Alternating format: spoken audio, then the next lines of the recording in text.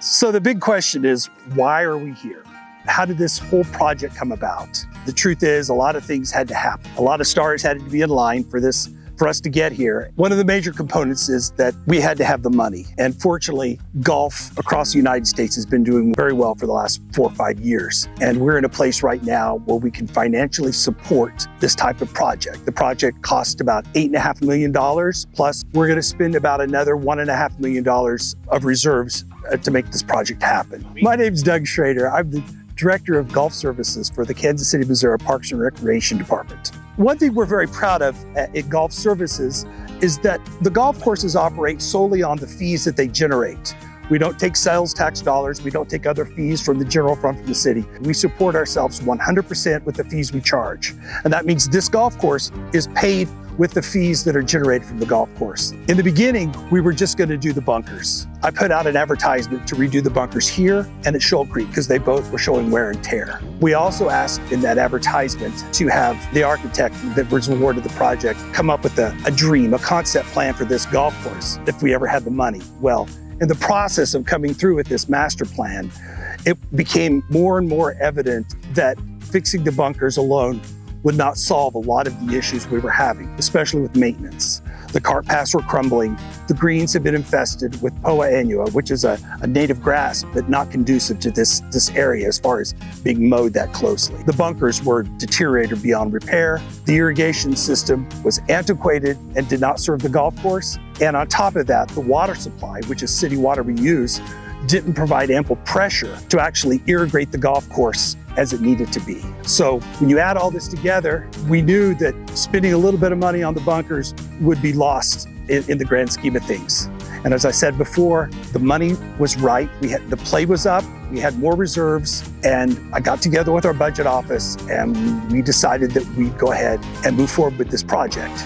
We had to bid it twice. The first time it came in well above our budgeted dollars. So we did some value engineering, reduced the size of bunkers. We didn't really mess with the greens and tees. We didn't want to reduce any of our expectations with the irrigation because that's the most important thing out here is being able to water the grass and make it grow and keep it alive all summer. In addition, we planned an irrigation pond, which we hadn't had before. We're going to keep it charged with city water, and also some of the runoff. There's a lot of drainage we added on the course. That will also help the irrigation pond charge, saving us some money in the long run, and also helping Josh to maintain the course and keep it hydrated properly.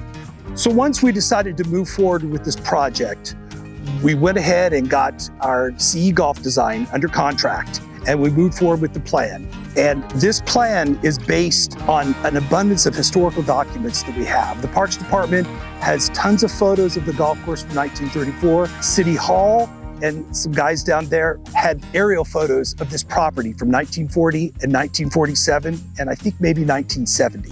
So we not only knew what it looked like from the ground, we also knew what it looked like from the air. So we could see where the bunkers were. The greens remained basically in the same place over the years, even though the forms had changed. So we had a large amount of data that we could use to come up with this design. And because of that, we're confident that this is a golf course that is really close to what Tillinghast wanted back in 1934. Two of the biggest questions I get asked are, when are you opening and what's it gonna cost? And those are valid questions, and I can't give any specifics, but I will tell you that we're gonna open this golf course as soon as we can. We're looking at the summer of next year, 2026. That's what we're hopeful for. Of course, this is a living, breathing, environment. We've got grass, and it depends on what kind of fall we have. As Josh has said, we're still seeding, we're still putting down sod. If we have a gentle winter, the greens will react to that much better than if we have really hard freezes and stuff. So we're hoping summer of 2026, but I can't give you any specific dates. But rest assured that we want golfers on this golf course as soon as we can get them.